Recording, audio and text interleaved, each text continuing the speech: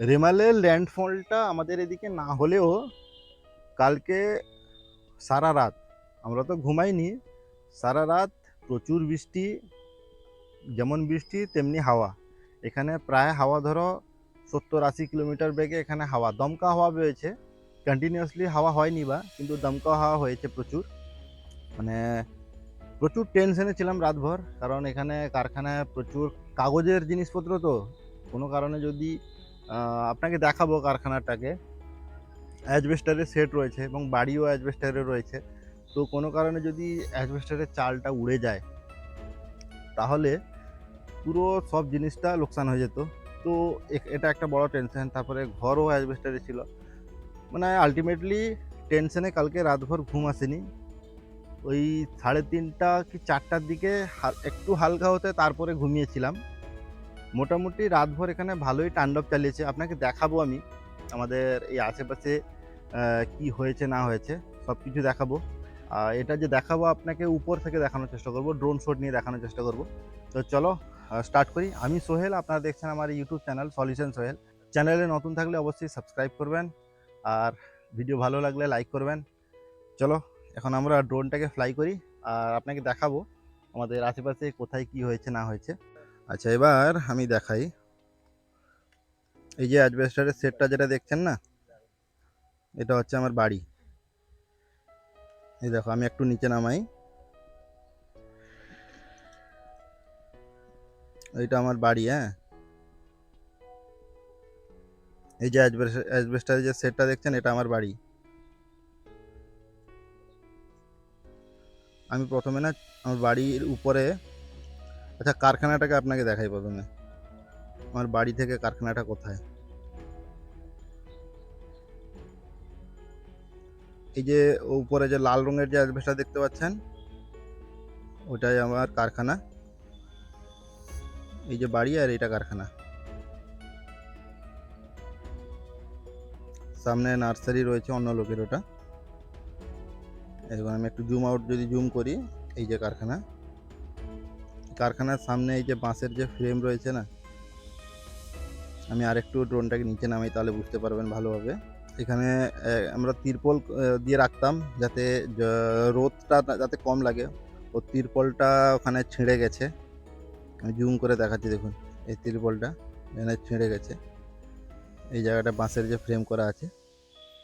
বাকি এই যে কারখানা, এই কারখানাতে এখানে সব কিছু হয়। এটা নতুন হয়েছে, এটা ওই লকডাউনের পরে পরেই হয়েছে বলতে গেলে। আমাদের মেন যে ম্যানুফ্যাকচারিং হাব রয়েছে ওটা অন্য জায়গায় রয়েছে, কোনো একদিন দেখাবো আপনাদেরকে। আচ্ছা, এখন আমি আপনাদেরকে আমাদের কাঁথি শহরটাকে একটু ঘুরিয়ে দেখাই। কাঁথি শহরটা ঘোরানোর জন্য আমাকে একটু হাইট করে নিতে হবে, কারণ দেখতে পাচ্ছেন আশেপাশে বহু টাওয়ার এটা ওটা রয়েছে। তো মোটামুটি আমি 60-70 ফিট, 60-70 মিটার আমি উপরে হাইট করে নিচ্ছি। এখন 73 মিটার হাইট রয়েছে। পুরো কাঁথি শহরটাকে দেখতে কেমন লাগছে দেখুন। আমি একবার চারিদিকের এর সিনটাকে নিয়ে নিচ্ছি। এখন আমি এটা সিনেমেটিক মোডে করে নিয়েছি। এর চারিদিকের নজারাটা দেখুন একবার। আমরা যে জায়গায় থাকি তার চারিদিকে দৃশ্যটা দেখুন। যে সব থেকে বড় যেটা টাওয়ার দেখছেন, এটা হচ্ছে বিএসএনএল এর টাওয়ার। জানি না ওটা রানিং আছে কিনা, আমরা বিএসএনএলটা ইউজ করি না। কিন্তু রাতভর যে তাণ্ডব ঘটিয়েছে আমাদের এই কাঁথি শহরে, তো খুব বেশি মানে ক্ষয়ক্ষতি হবে না, কারণ শহরটা তো পুরো দেখতেই পাচ্ছেন কংক্রিটের জঙ্গল রয়েছে। যদি গাছপালা থাকতো তাহলে না হয় কিছু একটা হতো। এখানে লোডশেডিংও হয়নি। কালকে রাত্রে যে ঝড়টা হয়েছে তাতে লোডশেডিং হয়নি। 2-4 মিনিটের জন্য লোডশেডিং হয়েছিল ওই 12টা 12:30টার দিকে। তারপরে আবার কারেন্ট চলে আসে। ওইদিকে দেখুন, ওখানে সূর্যটা অস্ত যাচ্ছে, দেখুন কেমন দৃশ্যটা, দেখুন কত সুন্দর লাগছে। আমি ওটাকে একটু ফোকাস করার চেষ্টা করছি। সূর্য অস্ত যাচ্ছে দেখুন, দারুণ দৃশ্য না? এই মোটামুটি আমাদের কাঁথির চারপাশের যদি দৃশ্যটা দেখতে হয়, এইরকম একটা দৃশ্য দেখাচ্ছে। তো যে টাওয়ারগুলো রয়েছে, এই টাওয়ারের উপরে আমাকে ফ্লাই করতে হবে, না হলে কোথায় টাওয়ারে ক্র্যাশ করে যাবে। দেখুন কংক্রিটের জঙ্গল, কংক্রিটের জঙ্গলে এইসব ঝড়ে 60-70 কিলোমিটার বেগে হাওয়া বইলে কিছু হবে? কিছুই হবে না। আমি এটাকে আরও একটু হাইট করে নিচ্ছি। প্রায় কাছাকাছি 100 মিটারের মতো নিয়ে নিচ্ছি, দিয়ে আমি একটু ওটাকে দূরে পাঠাবো। এর অ্যান্টেনাগুলো খুলে নিলাম। মোটামুটি এখন আমরা 90 মিটার, 93, 94, 95, 96, 97, 98, 99, 100, আমরা 100 টাচ করে ফেলেছি। এবার আমি যাব বাস স্ট্যান্ডের দিকে। এটাকে নর্মাল মোডে রাখছি, তাহলে একটু স্পিড পাবো, না হলে সিনেম্যাটিক মোডে অনেকটাই স্লোলি যাবে। দেখুন এটা হচ্ছে সেন্ট্রাল বাস স্ট্যান্ড।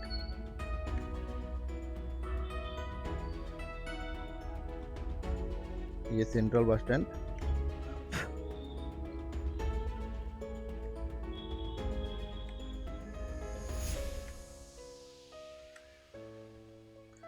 কলকাতা থেকে যদি আপনি কলকাতার দিক থেকে যদি আসেন, তাহলে আপনি এই দিক থেকে আসবেন, এই রোড দিয়ে এসে এখানে নামলেই এই যে রাস্তাটা ঢুকে আসছে, এটাই আমাদের কারখানার দিকে চলে আসছে। আর ভেতরের দিকে চলে যাচ্ছে কিশোরনগর স্কুল, তারপরে প্রভাত কুমার কলেজ, ওই দিকটায় চলে যাচ্ছে। আমি এটাকে আরেকটু হাইড করে নেই, কারণ অনেকটা দূরে যখন পাঠিয়ে দিচ্ছি তো রিস্ক হয়ে যাবে। 110 মিটার আমি করে নিচ্ছি, 110, 12, 14 হয়ে গেছে, ঠিক আছে চলবে। এইটা কলেজ গ্রাউন্ড, কারণ আমি এখন যেতে পারবো না কলেজের কাছাকাছি, ওখানে ইলেকশন হয়েছিল। ওটা স্ট্রং রুম করে রেখেছে, ওই যে কলেজটা দেখছেন ওটা স্ট্রং রুম করে রেখেছিল, তো ওদিকে যাওয়াটা ঠিক হবে বলে মনে হয় না এখন। ওখানে সিআরপিএফরা সব রয়েছে, কোথায় কী হবে না হবে দরকার নেই ভাই। আমি এখন আমাদের খড়গপুর বাইপাসের দিকে চলে আসছি। এই যে বাইপাসটা যেটা দেখছেন, এটা খড়গপুর বাইপাস। এদিকে সেরকম কিছু ক্ষয়ক্ষতি হয়েছে বলে দেখা যাচ্ছে না, সব ঠিকঠাকই আছে। কারণ এদের কংক্রিটের জঙ্গলে কি ক্ষতি হতে পারে, এগুলো সমুদ্র ধারে বা গ্রামের দিকে যদি যাই, আমাদের গ্রামের দিকে যেখানে কারখানা আছে ওখানে যদি গিয়ে ওড়াই, তাহলে হয়তো আরও কিছু ভালো দৃশ্য দেখতে পাওয়া যেতে পারে। রেল স্টেশনটা কোথায় জানেন তো? রেল স্টেশন, এই যে রেল স্টেশন, এটা এই যে এটা রেল স্টেশন, দেখুন এটা হচ্ছে রেল স্টেশন। আমি এর আগে ভিডিওতে দেখিয়েছিলাম রেল স্টেশনে আপনি নামলে কি করে আসবেন আমাদের এদিকে।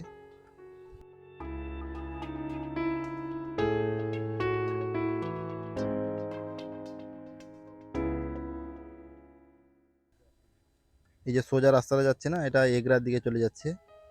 আমি আর ওদিকে যাব না, আমি মোটামুটি দেখবো আমাদের এদিকে আশেপাশে কোথাও কি হয়েছে কি না। নর্মালি যেটা দেখতে পাচ্ছি, আমাদের এখানে সেরকম কিছু ক্ষতি হয়নি। মানে এই যে দেখছেন পুরো কাঁথি শহরটা যদি আমি আপনাকে ঘুরিয়ে দেখাই, যে কাঁথি শহরটা আপনাকে দেখাচ্ছি আমি, দেখুন এখানে অ্যাজবেস্টারের ঘর বলতে মনে হয় আমাদেরই আছে, আর কারো অ্যাজবেস্টারের ঘর আমি এখানে দেখতে পাচ্ছি না। এই যে দেখুন এইটাই হচ্ছে আমাদের অ্যাজবেস্টারের। এই যে পাকা বাড়িটা দেখছেন, সেটা আমার না, সেটা আবার অন্য লোকের। সেটা দেখে খুশি হওয়ার কিছু নেই, ওটা অন্য লোকের রয়েছে। এখানে পুরো দেখুন সব পাকা বাড়ি রয়েছে, সব দেখুন পুরো পাকা বাড়ি রয়েছে। দেখুন এই যে বাস স্ট্যান্ড, বাস স্ট্যান্ডের আশেপাশে যে বিল্ডিংগুলো দেখুন সব পাকা বাড়ি। এখানে একটাও অ্যাজবেস্টারের ঘর দেখা যাচ্ছে, একটাও অ্যাজবেস্টারের ঘর দেখা যাচ্ছে না। খালি আমাদের একটা সেন্ট্রালের মধ্যে আমাদের একটাই মাত্র ঘর, যেটা না এখানে একটা কিছু দেখতে পাচ্ছি, দেখুন এগুলো কি দেখি। এইখানে কয়েকটা আছে যেটা ছোট ঝুপড়ির মতন দেখা যাচ্ছে, এদের তো সেরকম কোনো ক্ষয়ক্ষতি হতে দেখতে পাওয়া যাচ্ছে না, সবই ঠিকঠাক আছে তো মনে হচ্ছে, সব ঠিকঠাকই আছে, এখানেও কিছু হয়নি। এইখানে কয়েকটা অ্যাজবেস্টারের ঘর দেখতে পাচ্ছি, না হলে সব কংক্রিটের জঙ্গল আছে। ওটা হচ্ছে মাউন্ট রেটেলার জি স্কুল, ওই স্কুলটা জি স্কুল রয়েছে। এই যে লাইটগুলো জ্বলছে, এগুলো কিসের লাইট? চলো দেখে আসি কিসের লাইট ওগুলো। অনেকটাই দূরে রয়েছে, এখন 67% চার্জ রয়েছে, আরও 25 মিনিট আমি ফ্লাই করতে পারবো। চলো দেখি লাইটগুলো কিসের লাইট।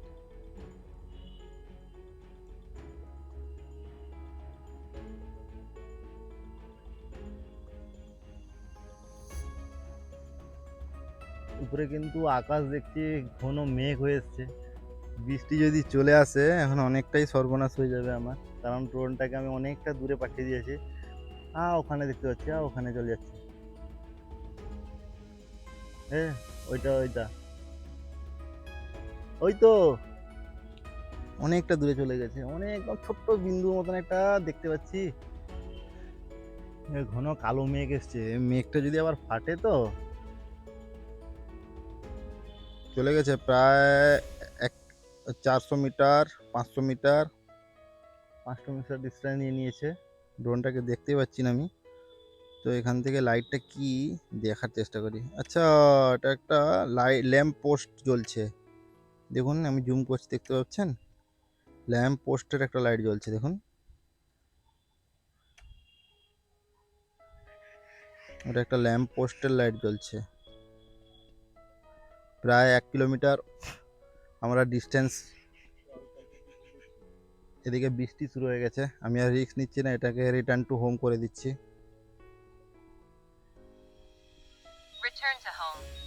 আমি এটাকে রিটার্ন টু হোম করে দিয়েছি, কারণ অটোমেটিক্যালি তাড়াতাড়ি সে চলে আসবে। যেখান থেকে ফ্লাই করেছিল, এক্স্যাক্টলি যে জায়গাটা থেকে ফ্লাই করা হয়েছিল ওই জায়গাটায় এসে ল্যান্ড করবে অটোমেটিক্যালি।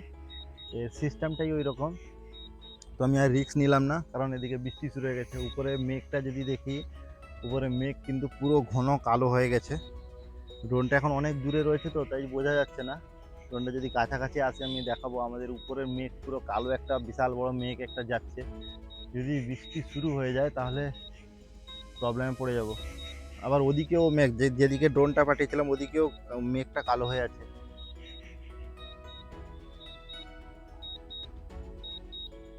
এখনও 400 মিটার, 450 মিটার, প্রায় 1/2 কিলোমিটার ডিস্টেন্স রয়েছে। কোথায় গেল দেখতেই পাচ্ছি না। অটোমেটিক সব চলছে, আমি কিন্তু কোনো কিছু এখানে করছি না। দেখুন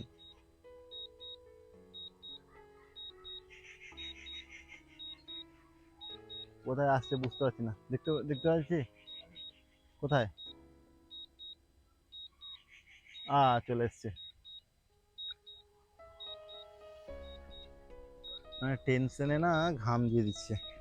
অনেকটা টাকার জিনিস অনেক দূরে পাঠিয়ে দিয়েছিলাম, তো এখন আমাদের মাথার উপরে চলে এসছে। তো রিটার্ন টু হোমটা আমি এখন ক্যান্সেল করে দিই, যেহেতু আমি কাছাকাছি পেয়ে গেছি। আমি আবার মেঘটাকে আপনাকে দেখাই, দেখুন ঘন মেঘটা, এই যে দেখুন, এই যে দেখুন, এই যে মেঘটা, এই মেঘটা আমাদের মাথার উপর দিয়ে এক্ষুনি যাচ্ছে। এই যে মেঘটা দেখেছেন, পুরো কালো হয়ে মেঘটা যে আছে।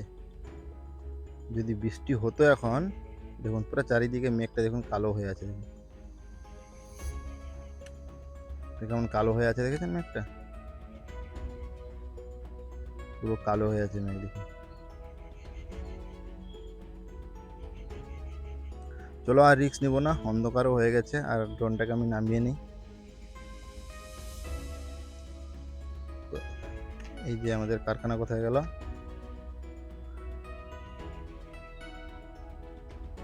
কোথায় গেল কারখানা, কোথায় গেল, এই তো, এই তো কারখানা, এটা কারখানা, আর এটা আমার বাড়ি। চলো আমি নামাই এখানে, আমি নিচে হাত নিয়ে যাই তাহলে সেন্স উপরে উঠে যাচ্ছে, দেখুন এর নিচে সেন্সার আছে ওই জন্য উপরে উঠে যাচ্ছে।